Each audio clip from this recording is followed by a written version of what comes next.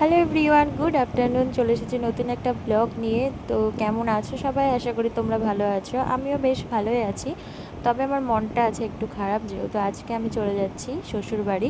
তো দেখো, দুপুরবেলায় স্নান টান করে একটু পরে রেডি হব।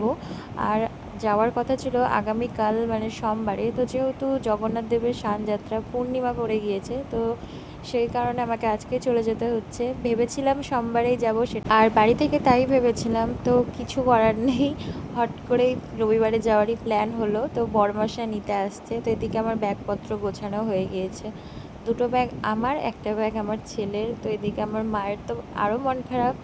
আগে তো আমার জন্য মন খারাপ করতে, এখন আর নাতির জন্য মন খারাপ করে বেশি। আর ওদিকে আমার ছেলে ঘুমিয়ে আছে। তো মা বলছে যে তুই চলে যাবি, ভাল লাগবে না। আর যেহেতু আমার দাদাও বাড়িতে নেই, এখন ব্যাঙ্গালোর গিয়েছে, তো সেই কারণে মা আবার একা হয়ে যাবে। তো এদিকে মাকে তাই বলছি, মন খারাপ করো না, চলে যাবে আমাদের বাড়ি, এসবই বলছিলাম। তো মায়ের সাথে একটু সময় কাটাচ্ছিলাম। আর এদিকে দেখো, মা মেয়ে মিলে আয়নার সামনে ঢং করছিলাম, যেটা আমি খুব ভালোবাসি। আর তোমরা আগের ব্লগে দেখেছিলে ষষ্ঠী উপলক্ষে বাবার বাড়ি থেকে নিয়েছি নাইটি শাড়ির বদলে।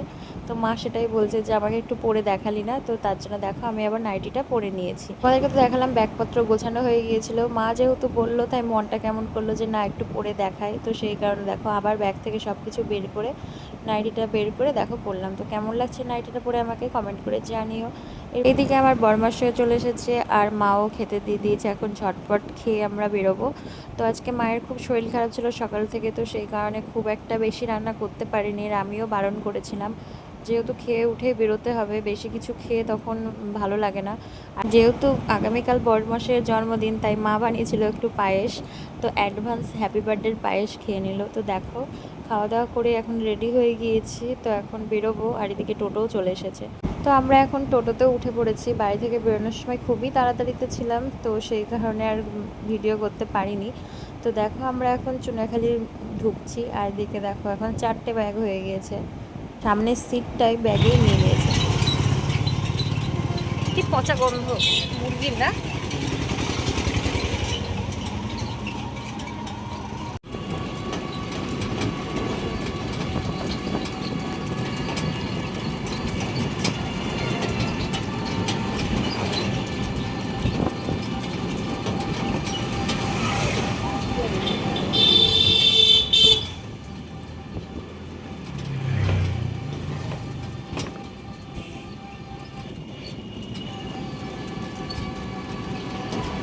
স্টেশনে একটুখানি বসেই তারপরে ট্রেন চলে এসেছে। আর ট্রেনে উঠেও পড়েছি। আর আমার সোনার এটা কিন্তু প্রথম ট্রেনে ওঠা।